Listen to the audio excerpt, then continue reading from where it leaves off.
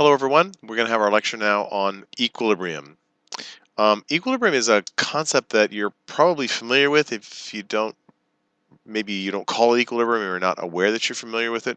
This little animation here where these two guys are bouncing back and forth on a teeter-totter kind of helps you sort of find a general concept of what the equilibrium means, and it means balance.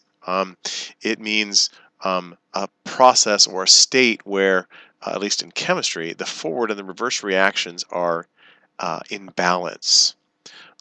Just like these two guys would be in balance if they'd stop bouncing up and down like that, they could reach a point where you could balance each other on the teeter-totter with neither guy touching the ground, right? You may have done that when you were a little kid. Well, we're going to learn about how that concept applies in chemistry and how we can talk about balance in chemistry. And one of the things that I don't have a slide for this, but I want you to know, remember, equilibrium means balance in a chemical reaction. So, in other words, the precise definition of this, and the one that you will read in your textbook when I assign that, is that the forward reaction and the reverse reaction are in balance. All right. Equilibrium doesn't mean that you have the same amount of product as you have reactant. It means the forward and the reverse rates have balanced each other. And so we can talk about equilibrium, and we can talk about, and we can of course do some calculations to calculate a value for equilibrium, and that's where we're going to start the lecture, is with this concept of an equilibrium constant. It's a number that you can calculate that lets you characterize the state of equilibrium, or the balance in your equation, in your chemical reaction. The equilibrium constant is a ratio of the products over the reactants. I guess another thing that I should have mentioned a second ago is, and we've said it before, but I want to drive it home, we kind of tend in class so far to talk about reactions as if it just goes one way. A plus B goes to C, and you have C as the product, and that's the end. But in reality, most reactions, or many reactions, go forwards and backwards. The reactants turn into products, and the products can turn back into reactants. That's obviously not true for all kinds of reactions, like combustion reactions, because they give off a lot of energy. But for reactions that don't give off lots of energy, you can often see both the forward and the reverse reaction happening. And in that case, in those kinds of cases, you can talk about an equilibrium, or a balance between that forward and that reverse reaction. Okay, so the equilibrium constant is a ratio of products over reactants. If this is our hypothetical chemical reaction where compound A reacts with compound B to produce compound C and compound D. And you can see that this is a balanced equation because there's a coefficient, little a or little b or little c or little d. Those are the coefficients that balance this equation. So this is a hypothetical chemical equation that has been balanced. And the equilibrium constant, I'll just throw it out there and you write this down. Where'd it go? The equilibrium constant is a ratio of products over reactants. So we remember, these brackets mean concentration. So we have the concentration of C, that's one of the products, and it's raised to the power of little c, the coefficient that goes in front of it. And that's multiplied by the concentration of D, which is right here, the other product. In this reaction, there are only two products. The concentration of D raised to the power of little d, the coefficient that's in front of it. And we divide that, because this is a ratio, by the reactants. So the concentration of A, which is one of the reactants, raised to the power of little a, times the concentration of B, which is the other reactant, raised to the power of little b. Now, if we had three reactants, we would have another term down here. Or if we had three products, we'd have another term up here. So this is kind of a generic version of the equilibrium constant that you would sort of have to personalize for your given chemical reaction. And so what this tells us is that we can calculate a number that characterizes the balance in our reaction, and we do that by using the concentrations of products and reactants. And that number can tell us whether the reaction favors products or reactants. And by favors, I mean produces more of, or tends to favor. All right. So if you think about this mathematically, it probably makes sense. And hopefully it makes sense in other ways too. But um, this is a ratio, so we're dividing products over reactants.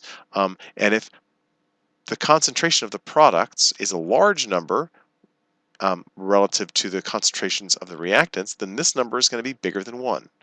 And if the Keq is bigger than 1, then we say that the products are favored. In other words, you're going to end up at balance, at equilibrium. When you reach the equilibrium point, you're going to have more products than you have reactants. And if the reverse is true, if in this equation the numbers on the bottom, the A and the B, are large numbers and the C and the D on top are small, then this is going to simplify to a number that's smaller than 1. All right, so 0.5 or 0.2 or 0.006 or whatever, smaller than 1. And in those kinds of situations, the reactants are favored. In other words, we say that there are more reactants than there are products. Okay, so let's look at an example.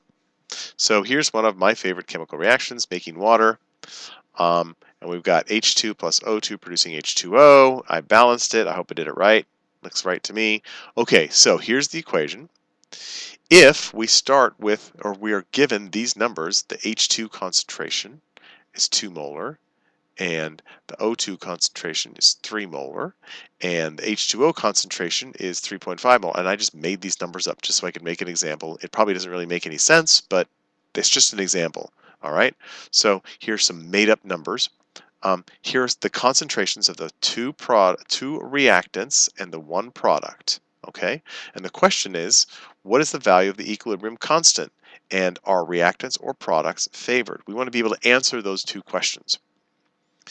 All right, so here's our equation again. So to write the equilibrium constant, if you refer back to that generic version I showed you, we put the products over the reactants. All right, so our product is H2O, but there's a 2 coefficient in front of it. So we take the concentration of H2O to the second power. Now there's only one product this time, so there's only one term on top. And then on the bottom, we have our reactants. We have two reactants, H2 and O2. And so we put the concentration of O2. Oh, that says plus. That should say times. That's a mistake. This should be multiplication. Concentration of H2 raised to the second power because there's a 2 coefficient in front of it. All right? So if you refer back to the note earlier in your notes where you wrote down that general form of the equilibrium constant, you should be able to see where we substituted these numbers from. Now, I gave some specific numbers on the previous slide, so we're going to substitute these numbers into our equation here. All right, and this is where we do that. So the concentration of water was 3.5, and I squared it. We're going to divide that by the product of 2, which was the concentration of H2, and 1.5, which is the concentration of O2. And of course, I should have said H2 squared. So if you plug these numbers in, you get a number of 2.04. Now, the second part of the question, so that's the value of the equilibrium constant. This is the equilibrium expression. That's where you write out the equation before you substitute anything. This is called the equilibrium expression, and this is called the value of the equilibrium constant. Okay? There's a difference. This is an expression, this is a value, this is a number. The second part of the question asks, are reactants or products favored? And if you remember from 5 minutes ago, if the equilibrium constant is greater than 1, then products are favored. And if it's less than 1, then reactants are favored.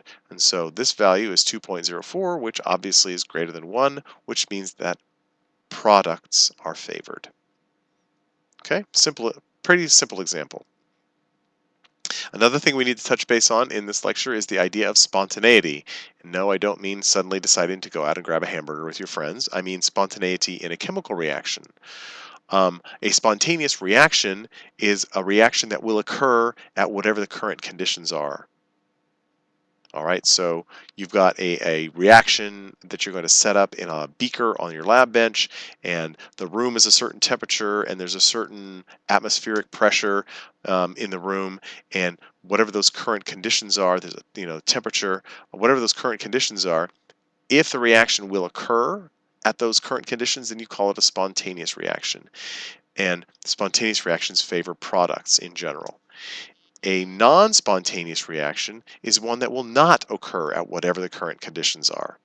All right, so maybe the room is too cold and the reaction won't go, or something, or there's not it's a gas reaction and atmospheric pressure is not sufficient to make it go. Whatever the example you might think of, the reaction doesn't occur at whatever the current conditions of the reaction are. And these kinds of reactions favor reactants because it kind of makes sense. It doesn't go, it doesn't start. Um, and but what's noteworthy is that changing the conditions might change the spontaneity of the reaction.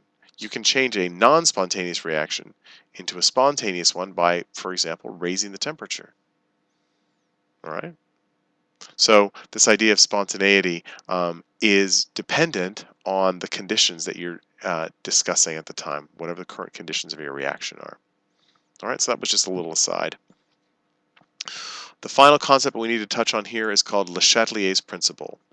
Okay, and Le Chatelier was a chemist, not surprisingly, and I believe it was in the mid-1800s, but I don't want to swear to that because I'm not really a history guy.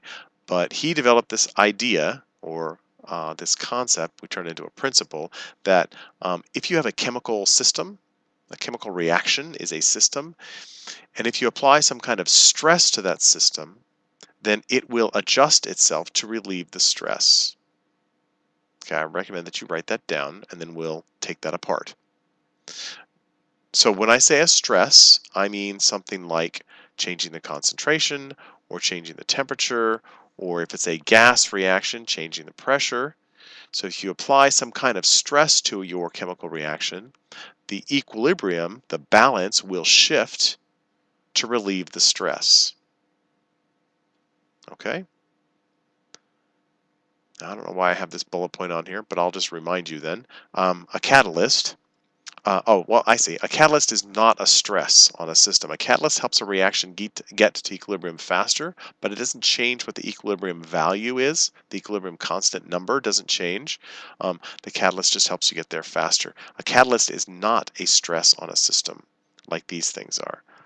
Okay, so let's see a little bit of an example because I like examples, and I'm kind of disappointed because this used to be an animation here, and the little squirrel would run, trying to catch um, the acorn, and he never did, of course, because it was a looped animation, but it was kind of cute. Now it doesn't work anymore. I don't know why. Probably the upgrade to PowerPoint. Anyway, predict the equilibrium shift of the following reactions if the following stresses are applied. So remember, the equilibrium is a balance. So you set up a reaction and it goes and it reaches a balance. And there are a certain amount of product and a certain amount of reactants are made, and the system is in balance. That doesn't mean that all reaction has stopped. That means that the forward and the reverse reaction are in balance. Okay? All right, so let's say we have a beaker on the desktop, on the laptop bench, and it's got silver and thiocyanate in aqueous solution, and they react to form silver thiocyanate. This is a very simple reaction, I mean conceptually, it's a very simple, straightforward reaction. And so you would set this up on your bench top, and it would reach its equilibrium. The reaction would go until it reached a balance. But then what would happen if we put some kind of stress on that system, like we tossed in some more silver into the reaction vessel? All right, so your system, in your mind, this is all like a mental experiment here. In your mind, in this beaker, you've got your reaction set up and it's reached a balance, but you now add some more reactant. You add some more silver to that beaker. What do you think will happen to the balance, to the equilibrium? Well, think about this as the two guys on the teeter-totter that we saw on the very first slide. If one of the guys suddenly, if the two guys are on a teeter-totter and they're in balance, and neither of them have their feet on the ground so that the teeter-totter is balanced, but suddenly one of the guys picks up a 5-pound rock, well, that teeter-totter is not going to be in balance anymore. And so the equilibrium has to shift. One of them has to move forward or backward on the teeter-totter to balance their masses again. Well, the same kind of thing has to happen here. If you throw in some more silver, this equilibrium would have to shift to find its new balance. And so if you add more reactant, you're going to make a little bit more product. All right, and then your system will be back in balance with the forward reaction and the reverse reaction balancing each other. So the way we respond to this question, the way we answer this question is to say, if we increase silver Ag plus ions in this reaction, we will increase the products, or we would shift to the right because that's where the products are. That's the two ways to answer this kind of question. You can say you would increase the products, or you would shift to the right, or shift toward products. All right, so we add a little bit of reactant to a balanced at equilibrium reaction, and you get a little more product produced. What happens if we had some way, and I don't know what this would be, but some way of removing the thiocyanate ion? Again, after this reaction has been sitting on the benchtop, it's reached equilibrium, the forward and the reverse are balanced, but then suddenly we find a way to pull out some of this thiocyanate. We've removed some of the reactant. Do you think you can predict what the equilibrium will do? What kind of shift you would see? Well, what happens is the equilibrium shifts to the left toward reactants. In other words, the equilibrium creates more reactants to fill in this hole that you created by taking away some of the thiocyanate. So you take away some of this stuff, there's a gap, there's an imbalance, and so the reaction shifts, the equilibrium I should say, shifts to fill in that missing piece. And a new equilibrium is reached with the forward and the reverse reactions being in balance again, but it's a different equilibrium. It's a new balance because the concentration of reactants was changed.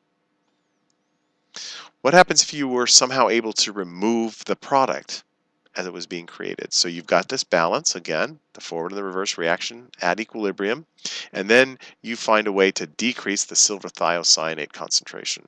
So you take away some of the product. If you guessed that it would shift to the right to make more product, you would be correct. So you take away some of this, the equilibrium shifts to fill in the hole that you just made, or fill in that gap or that absence that you just created by removing some of this.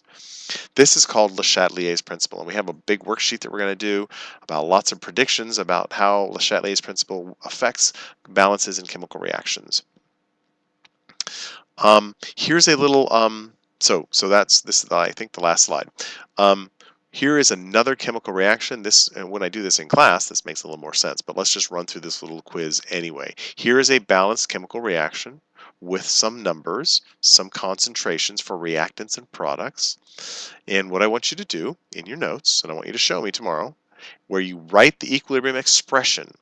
All right, that's the variables, not substituting the numbers in yet. Just write out what the equilibrium expression would be, and then use these concentrations to calculate the equilibrium constant value. That will be a number. All right, and then tell me whether this reaction favors reactants or products, and then we will give you the answer tomorrow. All right, that's it.